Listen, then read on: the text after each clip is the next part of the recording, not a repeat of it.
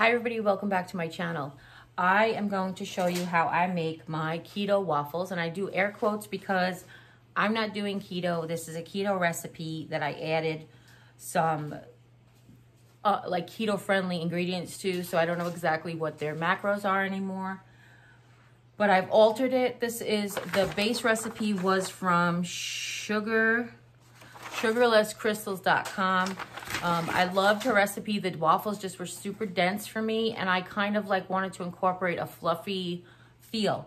So what I decided to do was to take the Japanese pancake method, which is basically you whip your egg whites separate from your egg yolks and kind of fold it in almost to make like a mousse. And what I found out is not only do I get 2 extra waffles in the batch, but they are much lighter and fluffier, and that's, to me, is more of a real pancake. The other things that I add to mine that are different than hers is I'm going to add 2, well, let me tell you first.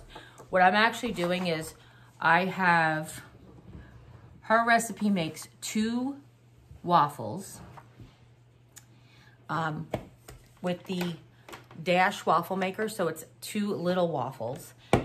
And I have previously quadrupled her recipe, and now I'm doubling that. So I'm actually making 8 of her batches. The reason I do this is because when we do meal prep day, I like to freeze a whole bunch of, like whenever I make waffles, it's not just meal prep day. Whenever I make waffles or French toast, I like to freeze them for quick breakfasts. So this is what I'm doing. So what I'm showing you here is double the recipe that'll be in the description box down below, if that makes any sense, which is 4 times the recipe she has on her website, if that makes any sense. But what I'm adding to it is I add 1 teaspoon of cinnamon, which is 2 teaspoons, a teaspoon of vanilla, and 1 tablespoon, which this is 2 tablespoons, of swerve brown sugar. I like these things in my waffle mix. Like when I do homemade waffles, that's what I like in my waffle mix. So that I'm using my stand mixer, but you can use a hand mixer to mix your egg whites.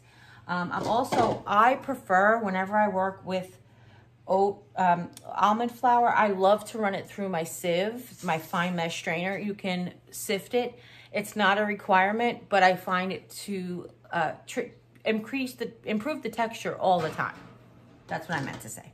So the first thing that I like to do is whenever I'm baking with cinnamon and vanilla in something like this, I like to mix them together. The reason I like to do that is because otherwise you can get clumps of cinnamon. A lot of people aren't opposed to clumps of cinnamon, but like when I'm making my French toast, I know you guys have seen that recipe on my channel. I've learned to do this because what it does is it dissolves the cinnamon better, so you're not put with big giant chunks of cinnamon left in your recipe. See? And it's just basically vanilla cinnamon, which is delicious. And I don't know why people don't make vanilla cinnamon, because vanilla and cinnamon go great together. Okay, so the first things we're going to do is we're going to combine our dry ingredients, which is, this is 2 tablespoons plus 2 teaspoons of coconut flour mixed into 2 cups of almond flour. And again, this is for 8 times her original recipe. We're also going to add the salt. This is 1 teaspoon of salt. It may seem like a lot, but we're going to get a lot of waffles out of this. We're also going to add 1 teaspoon of baking powder. That's the powder from the can, not soda from the box. And we're going to add this too. Again, that's the doubled portion of the recipe. Okay? And then we're going to drop our things on the floor. Just kidding.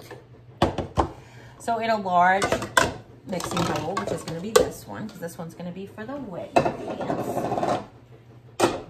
In a large mixing bowl, we're just going to sift everything together. And again, the recipe doesn't call for sifting. Sifting is just, like I said, I love the way it improves the texture of the almond flour. A lot of times, as you can see, the almond flour is really lumpy. And there's usually big granules. I know some people run it through their food processor to make like a fine milled almond flour. I do not have a food processor. I just do this. And I think it works fine. Plus the pancake, the Japanese pancake, many people on their recipes, they sift their flour into their egg white mixture to keep it fluffy. So this also helps with that. And then when you get to the bottom, I use your hand or a mixer, whatever you want, just to push the little pieces through. It helps break them up a little bit better. Okay.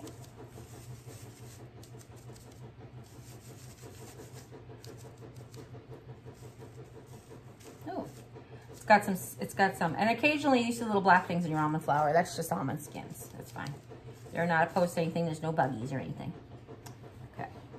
Okay, so that's all sifted. That looks beautiful, right? Okay. So the next thing we're going to do, oh, you also need, for this double recipe, you need 2 sticks of melted butter cooled. This is Kerrygold butter. It's definitely the way to go, especially if you're doing keto. It's just pure, delicious grass-fed cow butter. It's pure. It's wonderful. So we're going to let that cool, continue to cool. Now we're going to divide our eggs up.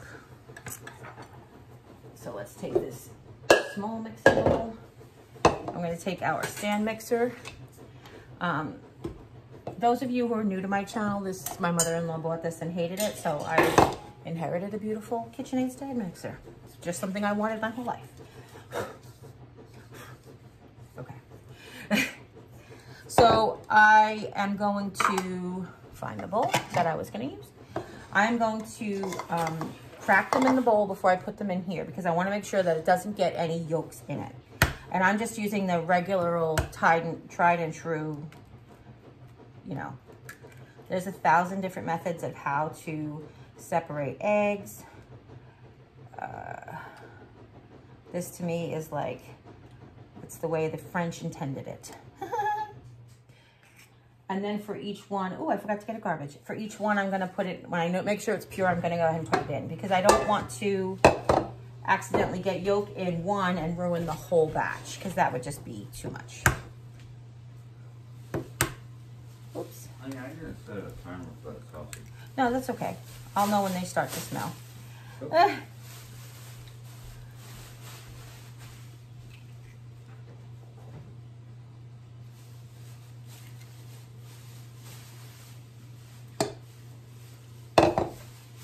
I always keep a hot wet rag for this type of thing.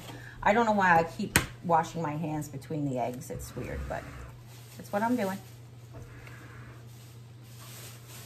No. Now, I learned from Alton Brown a long time ago, don't crack your eggs on the corner of your bowl because you can push shell into your yolk. Thank you, sweetheart. Mm-hmm. Thank you so much.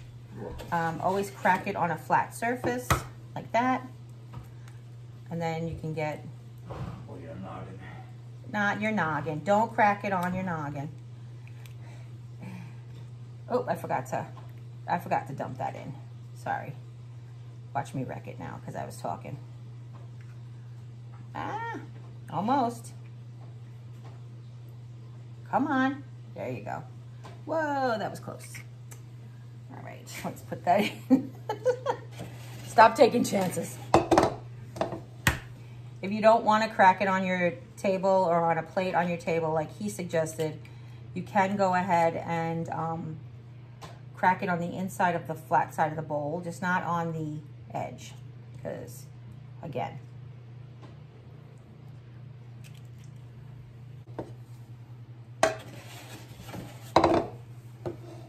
Now when you're trying to make like a meringue or whatever, it's good to have your eggs be cold. So when you're going to whisk this, we're not technically making a meringue. I mean, I guess we are, but we're not going to put any acid in there to stabilize it. So we're just going to mix the egg whites fluffy. Now, have you guys ever seen the Japanese pancake recipes on videos? I actually follow Asian street food market cooking things where they cook all different sort of street foods in Asia, and that's not necessarily a street food, but that's one of the big things that they do cook with. Oh boy, let me get most of that white out because that is a small piece of shell that I've got there. Okay. Okie dokie. So in our mixing bowl, we're gonna get all of them. We want your mixing bowl to be grease-free whenever you're making a meringue. You want all of your stuff to be grease-free. Any oils will really keep your peak from getting stiff and from your eggs from getting lofty. Okay. So now we're gonna put the egg yolks aside just for a minute. This is gonna be noisy, so I'm gonna put it on after I tell you what I'm gonna do. First, I'm gonna see what I'm doing. Okay. Okay. What we're gonna do is I'm going to slowly mix the cooled butter into the egg yolks while we're waiting for those to mix. I will tell you, in full disclosure, I stole an egg yolk for another recipe for cookies, just because I didn't want to waste an egg white. I know that sounds silly. I probably should. Actually, I have the egg here. Never mind. I'm just gonna, yeah, just gonna do that. You're right. You're right. You're right. I'd rather have one extra white than one less yolk.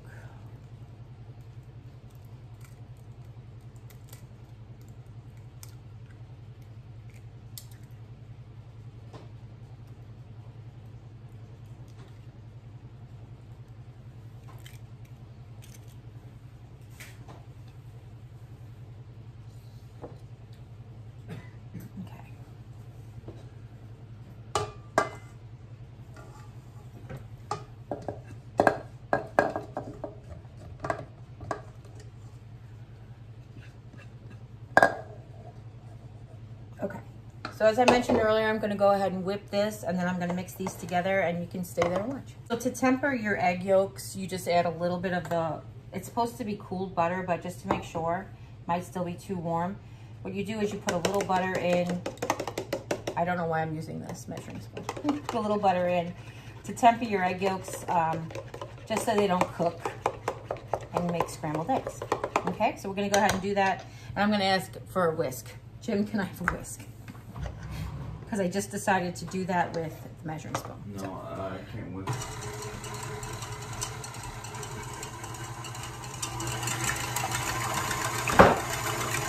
You okay? Yep.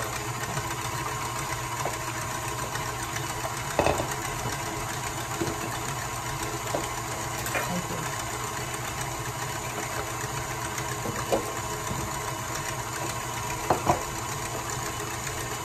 Jim, I'm done with this bowl.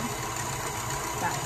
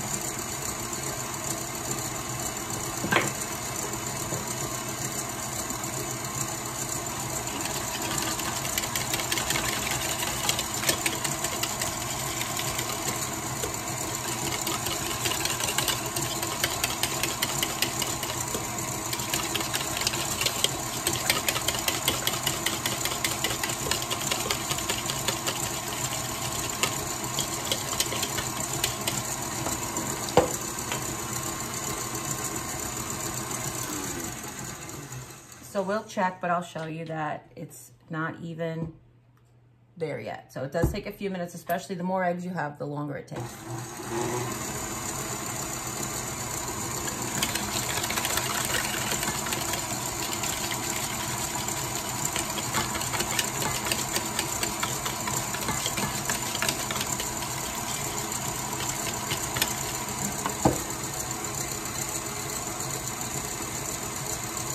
Add the brown sugar.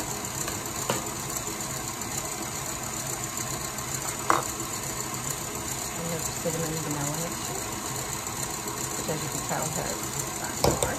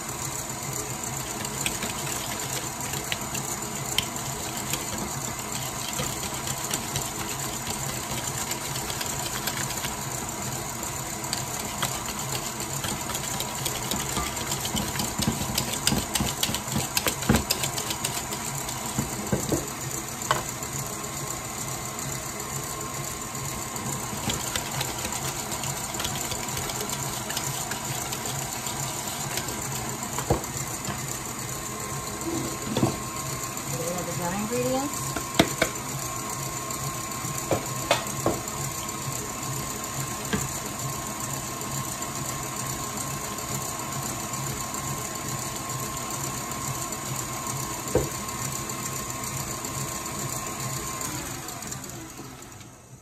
Let's see. So we got really, really soft peas.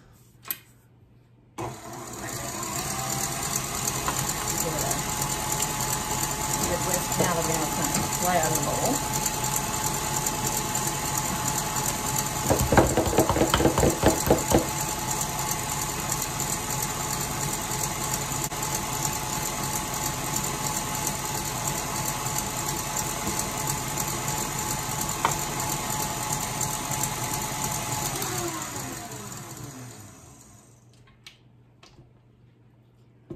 Just almost there. Just one more.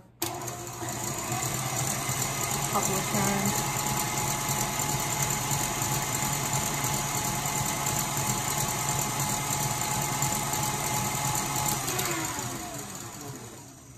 And to me, that's perfect. Let's see. Hold on, let me finish cleaning my mixer. My whisk. Again, I like all of the stuff to be off my whisk. Okay.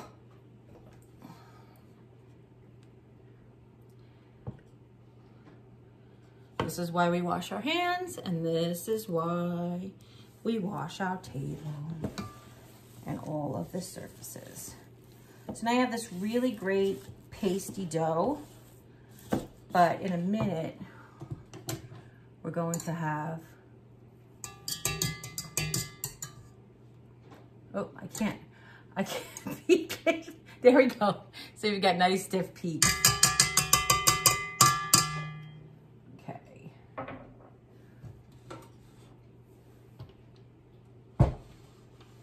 Oh, we put the whole one backwards. So now I'm going to take a little bit and fold it in, mix it in just to make this mixture a little fluffy. Okay. It's probably going to break that little bit of eggs that I did, but what it'll do is it'll loosen up the big almond flour paste mixture, okay? And that's okay. We just want it a little looser so we can incorporate the egg whites. Okay, I'm gonna take about a third. I might have actually put them on just a little, 5 seconds too much, but it feels all right to me. I might feel like they're a little overdone. Remember, there's no sugar in there. There's no cream of tartar. So your egg whites might look a little different. Yeah, I almost broke them. The top just looked like it wasn't getting incorporated as well. Okay.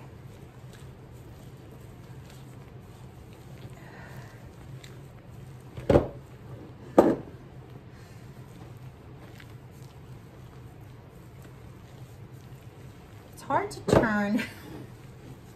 I don't have a top-down camera for baking. Someday I'll be real professional and I'll get 2 cameras. 2 professional cameras. Put the rest of the egg whites in here. Get the rest of this mixture done. Sweetie. Yes, ma'am. Okay, I need 2 things from you. I mentioned my iPad before, but I'm gonna need it now. And then I'm gonna need you to wash this for me. You don't have to wash the beater right now if you don't want to, because I don't need it again. Ah! And don't do anything with the whisk, because don't do anything with that or this. Just this pile maybe, because I'm gonna need that in a minute. And then wash this? Yes, please. That I need back to do the... Ooh, sorry. It's all right. Okay, so before I finish beating that, I'm going to wipe off my table, unplug my mixer, clean my mixer.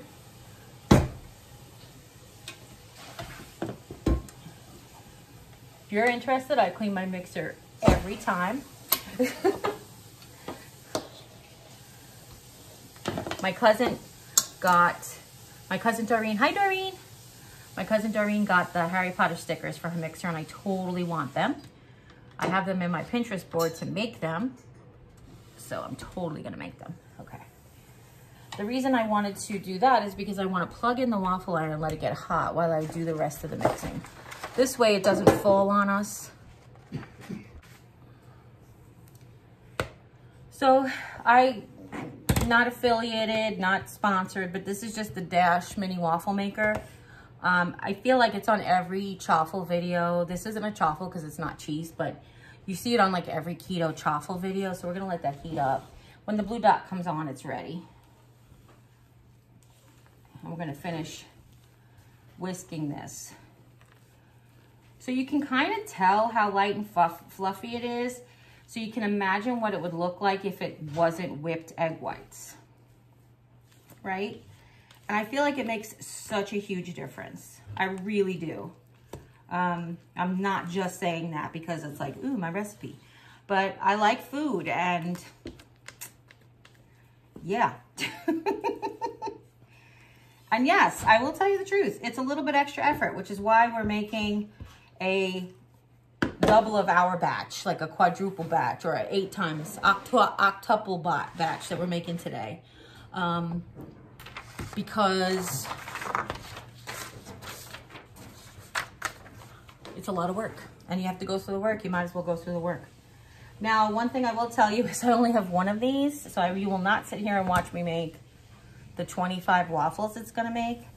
The other thing is her macros says that 1 waffle is 1 serving. We do 2 because 1 is just not enough. Even when it was dense, 1 wasn't really enough for me or Jim, so. So we take a 1/4 cup, actually the 1/3 cup. We take the 1/3 cup measuring cup, no, the 1/4 cup. 1/3 cup, 1/4 cup. Take the 1/4 cup measuring cup, and when it's all smoky steamy,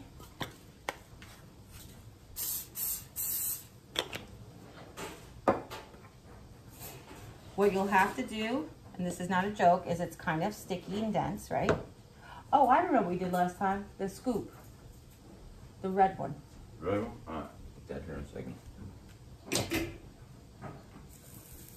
So you use your finger, but you gotta really spread it out. You don't have to, it just makes a better, prettier waffle. Actually, babe, give me both the 2 largest ones, if you can. The red one and the one that's the next largest. It's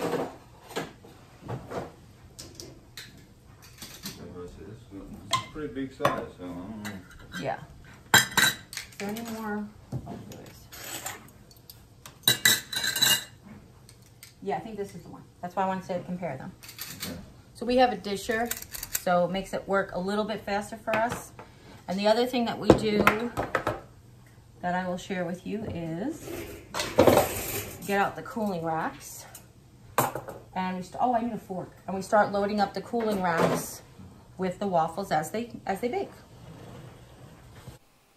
So I just wanted to take this opportunity while the waffle's baking in real time to thank everybody for joining me. I also wanted to say, of course you can do variations. You could add any nuts, fruit. These would be great with blueberries. Blueberries are also keto friendly. Strawberries are keto friendly. Nuts would be fantastic, especially with the brown sugar and the cinnamon. Amazing. If you have any keto-friendly maple syrup, you could switch out the brown sugar for keto-friendly maple syrup and kind of make like the McGriddles type of thing that always have the syrup in them. So just a couple of different ideas. These are a sweet waffle. These are not savory. They won't make good bread. Now, waffle irons have a light that tells you when the waffle is done. However, I prefer my waffles crispy on the outside, so I actually just wait till the steam stops. That's when I know that it's time to take the waffle out.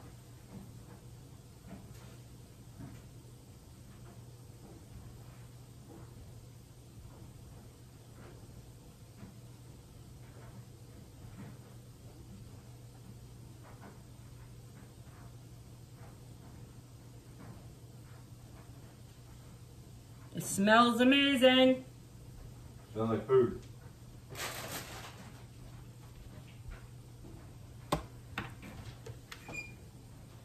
So no more steam. That's when I take it out. Now, one of the things too is if I'm gonna make it for the toaster, I might undercook it just so it's,